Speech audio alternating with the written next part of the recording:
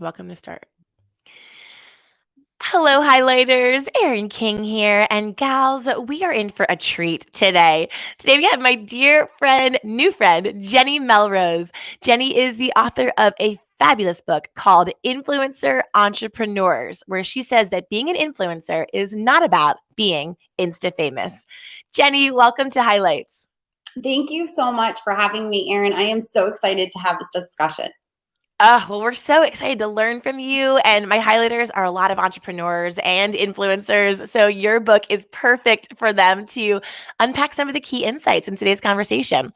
So let's start off by when this book came out. You published this book right smack dab in the middle of the pandemic. Is that right? Yes, I did. It came out May of 2020. Okay, so tell us, as fellow entrepreneurs and influencers and authors, tell us the biggest insight or takeaway or learning experience that you gleaned from such a challenging undertaking. Yes. So my business has always been primarily online. So the idea that we were going to have to do everything online was definitely interesting.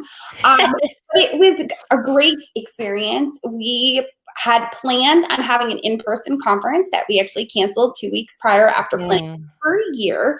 And we were planning on launching the book there. And then when we just figured out we had to, of course, cancel because of COVID, we put together a virtual book launch. So I actually had the opportunity to have people that I weren't really sure if they were going to be able to be in person at the conference, kind of help me put this out into the world. And it was very friends and mentors that I had worked with over the years that kind of represented each piece of my framework. And we just were able to continue the discussion that not only were part of the book, but also get their insights. So being able to launch it that way was just such an extraordinary experience because there was so much more added value that came from having these guest experts come and speak on the topics as well. I love that. It's interesting how the pandemic has created so many it forced our creative hand. It forced us to show up in new ways, uncover new, and there's just so many gems just like that. I mean, the fact that you teamed up with all these guest speakers and were able to reach a wider audience. I know that our audiences are ready for live. They are ready for hugs. We are ready to be packed into an audience and just be smushed by humanity as soon as we possibly safely can. And there really is something to be said for people that could attend your virtual book launch or some of these events where they maybe couldn't get childcare or the time off or whatever to do it in the past. So, it really has been a little bit of both, blessing in disguise and also extremely challenging time. So let's talk a little bit about being an influencer. Okay, so you were a teacher in New York, and tell us how you evolved from that space to where you are now as a coach and a keynote speaker and an author and all these fantastic ventures that you are launching and growing. How did this transformation occur? Yes. So I was actually an inner city school district teacher. I started after having had my first daughter. She was about 6 months old, and I kind of felt I lost myself as a new mom. I had my teaching, but I also didn't feel like I really knew who I was and what I was supposed to be doing. So I needed something for myself. And a friend had said, you should start blogging. I had this creative writing major as part of my undergrad. So I started blogging. I started a lifestyle site called The Melrose Family, where I created quick and easy recipes and projects for busy parents. And that grew, and it grew over the course of my teaching career. As my daughter started to grow up, we would make different recipes, and I started to just naturally attract this audience. And then social media started to become a much bigger thing, because at the time when I started it in 2009, Pinterest was just starting. Instagram didn't exist. There was no TikTok. Wow. Facebook was really the only social media platform out there. So I have grown up and grown my business as those platforms have changed and grown over the years as well. And I took such a great interest in how I was able to connect with so many other people from different walks of life across the country, across the world, and really focus on solving a problem. Because for me, creating the blog was really about the fact that I had lost myself as a new mom and wanted to be able to still have those moments for myself while being able to share them with my new family, with my daughter and my husband. And that was what I was able to do with the Melrose family. So back in from 2009 to 2015, I had grew the site, was able to replace my income as a teacher in New York, making $75,000, solely from the blog, which was very scary, Yeah. very different, but also very exciting. And I retired from teaching at the age of 35, and we moved our family from New York down to Charlotte. And I then started getting asked to speak around the country at different blogging conferences because people wanted to know, how did you replace your salary? How did you make so much Yeah. money from this? And that's honestly how Jenny Melrose started. I was routinely getting asked the same question over and over again. I created my first course. And from there, I was just able to step back into my teaching background and show how I could walk them through a step-by-step process to be able to implement it within their own business. Well, congratulations. That is such a great story and well deserved, and so much blood, sweat, and tears on the backside of that journey. I can't even imagine. Well, actually, I can. But what I would want to, I guess, ask for our highlighters is this: what do you think is the difference between the women at those conferences who dream of doing what you've done? What is the difference between them and you? How come you could do it and so many women find themselves starting, getting stuck, giving up, and repeating that cycle? What is the differentiator? How do you break through that why can't I get there moment? Yeah. So for me, it really goes back to that pack framework that I talk about in my book. Okay. I had this framework where it was P for positioning, like understanding what I was really there for. And I think a lot of women miss that within their business. They don't understand what sets them apart and how they can be an expert and help people solve problems. You and I actually had a podcast interview on my podcast where we talked about people try to serve everyone. They cast this wide net and they're trying to capture every single person, yet they're not truly attracting the right people because they don't understand their positioning. And then the A in PAC stands for the authenticity, really understanding how they can be authentic and stand in their own light and not worry about what everyone else is going to necessarily say, but have that thick skin and know that they keep moving forward, they can do that. And then C is for that confidence. I think, a lot of people will say, well, confidence is something that you're just born with. And I truly don't believe that. As someone that was an introvert, that was only 5'4", but played college basketball, it was something that I understand that you have to practice at. I think confidence is something that as you practice at certain things and it's like working a muscle, you become more confident and can step into that light more often.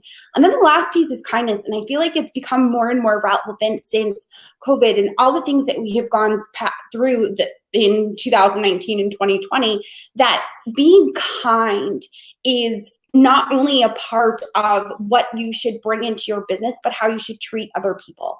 And that by putting out what you believe is your light, because you were put here to do the thing that you're doing, speaking as that expert, it allows other people to be able to step into their greatness and understand how they can also serve and help other people in the world. It's such a great framework, and I love a good framework. I really do. I mean, we have one here at Socialite where we basically, ours is 3 steps. You have 4, ours is 3. And we basically, it's in this order. It is help people, have fun, make money. And these are the 3 things. And every opportunity, every moment, every event, everything, we're like, is it at least 2 of the 3? Are we getting at least 2 of the 3 checked off here? So of the PAC method, which is fabulous, and you have a free workbook too that comes with your book is it jennymelrose.com? Yep, jennymelrose.com/book. Yep. Okay, cool. I'm definitely going to put that link in the show notes so our highlighters can check that out. Which step of the PAC method do you see most of your tribe struggling with over the other ones? Which one's the hardest one to really bring into our everyday, in your opinion? Obviously, they're all challenging to do, but doable. Challenging, but not impossible. So which one do you think is kind of like the one where you see people kind of stumble the most? It's definitely the confidence. Because I think Really? yes, I think we just live in this society now where we kind of talked about this a little bit too, where you just have the highlight reel always going through on Instagram and you're comparing yourself to everyone else, where they just always seem to have this kind of self-doubt and imposter syndrome when it comes to moving their businesses forward, or having the great relationship with their friends, or having the great relationship with their significant other. I think that confidence piece is such a huge piece of what is missing. It also is one of those kind of things where people automatically, like we said before, either feel like they were born with it or they're not. They look at you and they're like, oh, you're an extrovert, you're good, and you can do all the things. And speaking from personal experience, I was a total introvert. I hated having to get out in public and speak in front of people or play the sports, but always just pushed myself to do it because it was that practice, that building that muscle of my confidence and kind of walking the walk so that I could continue on my path. So what do you think? 'Cause I don't know if people ask you this, but people always are asking me, they're like, have you always been confident, or like, where does it come from? And I never know how to answer that question when people ask me that. How do you answer that question? Like, when you say I just pushed through, was it because like your parents had really high standards, or because you like were a middle child? Like where did you get yours? I would be curious to hear your answer.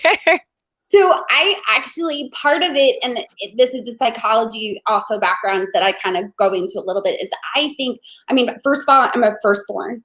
Okay. And I also believe that my dad very much wanted a boy and ended up with a girl that was a firstborn.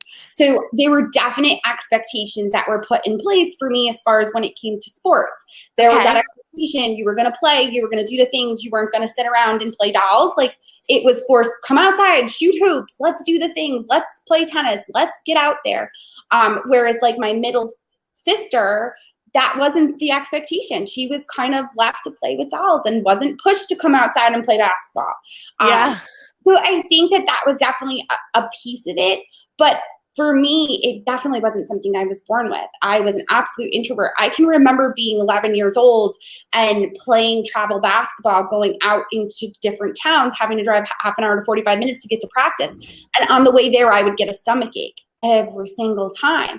And it was because I was such an introvert and had such a hard time with other people, especially those that I didn't grow up with and didn't really know at 11 years old. I was the outsider, oftentimes coming in, playing with girls that had played on their teams in the past. So for me, it was just kind of, I had the feeling, my parents paid the money in order for me to do it. And they traveled and took the time to make sure that I was there for it. So that it was the expectation, you committed to this, you're going to do it. I never said anything.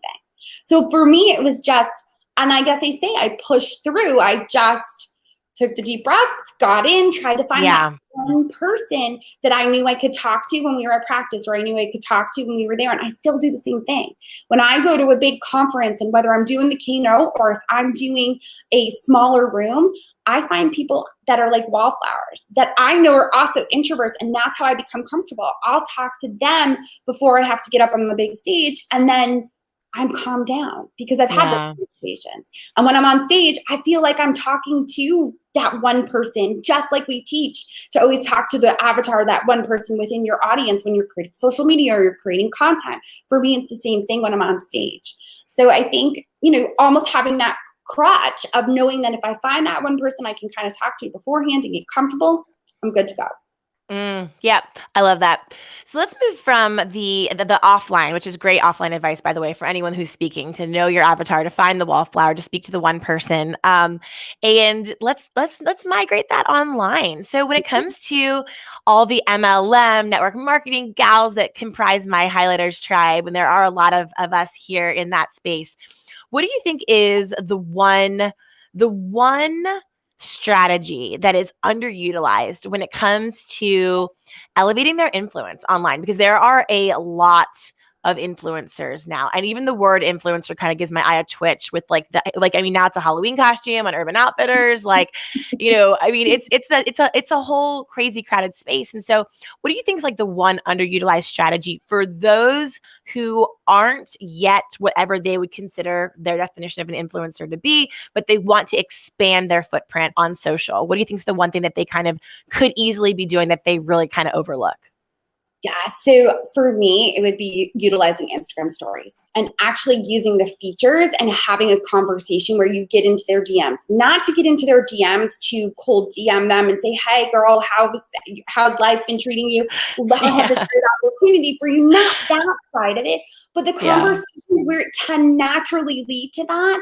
And it doesn't need to be that push. It's more you're doing a story and you're talking about things that are going on and you're asking their questions. You're asking them using the poll feature, asking them what it is that they're doing for the weekend, or asking them what their skincare routine does look like, and not making it necessarily that sales, but that authentic, just having a conversation with regular people that are following you. They're following you for a reason, whether it's the aesthetic, whether it is the skincare, or it is the oils, or whatever the MLM may or may not be.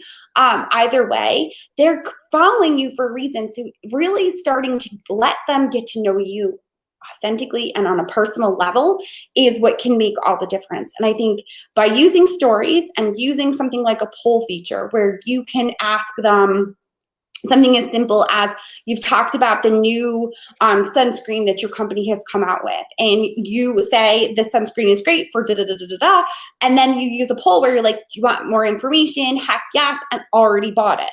Now, anyone that says heck yes, they have raised their hand and given you permission to go into their DMs and talk to them about it.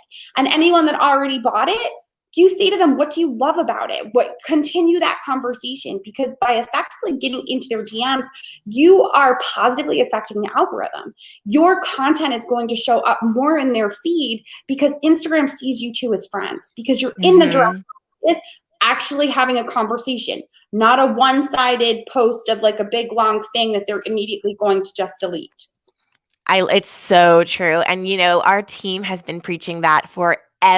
And yet people get so scared to take that next step, that intimate step, right? Because it's the difference between, everyone hanging out in the cul-de-sac outside on the safe mutual lawn versus inviting someone into your living room and sitting down and having the intimate one-on-one chat, cup of tea, glass of wine. So it is a game changer from an algorithmic standpoint, but also from an authenticity and relationship building standpoint. So I am retweeting the heck out of that for sure. Tell me where you stand on Reels and TikTok. I have a very controversial stance on this, and I would love to hear in terms of influencer marketing. Obviously, we know it's the jam, it's the reach, it's the favorite child now. But where do you stand on people spending all this time creating music videos when they're trying to run businesses? So I think that right there, I love that you said the music videos, because for a very long time, I struggled with creating reels for my own account, because all that was showing up in my feed were the music videos. And the dance moves. Yes. I don't have the dance moves. I don't have the dance moves, even if I've had 3 glasses of Prosecco. It's not happening. That's not me. So I wouldn't be authentic. I would be terribly uncomfortable. And I finally actually got to a place where someone had said to me that you got to look at Instagram Reels not as the dance videos that everyone is showing, but it should be an advertisement for your business.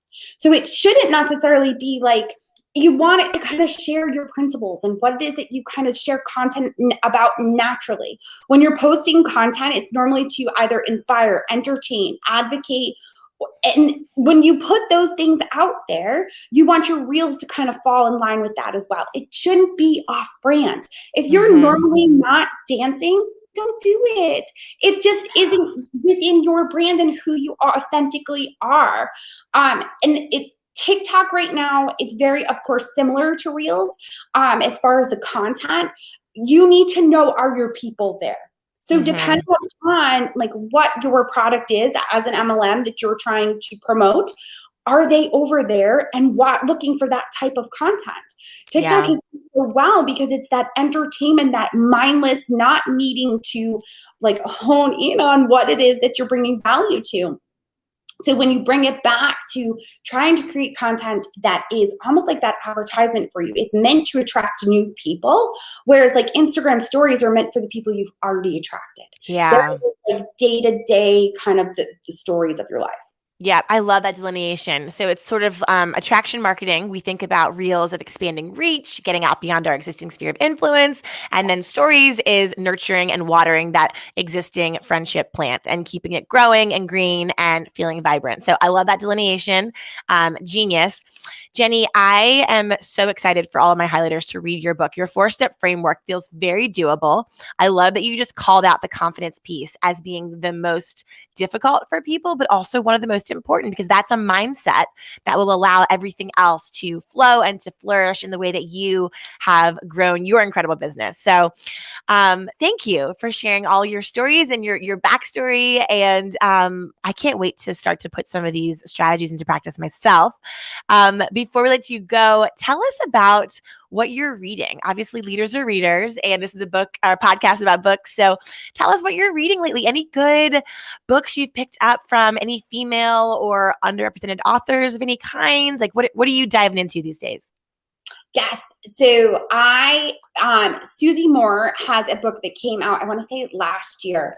Okay. I'm going to look to see what the name of it was, but I have a feeling I moved it into my living room. It's something about your likes. Your likes aren't the only thing, or something along those lines. I can't remember the title of it. Okay. I apologize. But it's definitely by Susie Moore, and it's not just meant for those looking to use social media, but it talks about like a lot of what we're talking about now, really honing in and knowing your people and being authentic when you're talking to them. So it's just one of those books that's just hits perfectly. Okay. I am reading this. Stop checking your likes. Thank Shake you. I off the knew. need for approval and live an incredible life. Okay. Buying. Done. Oh, this sounds good. Maybe we can get her on the podcast. This sounds really good. Good recommendation, Jenny. Thank you so much. And everyone can find you at jennymelrose.com/book for your free supplement to the book. Your book, The Influencer Entrepreneur, is available on Amazon and everywhere books are sold. Yes. Where can we connect with you, Jenny? Are you clubbing? Are you Instagramming? Where should we come say hi to you on the internet? Yes, definitely on Instagram at Jenny_Melrose. And I'm also on Clubhouse as Jenny Melrose as well. Awesome. Jenny, well, thanks so much for hanging out with us today and sharing all your awesome energy. And I cannot wait for my highlighters to connect with you and follow you and learn more. Thanks so much for having me, Erin. I appreciate it.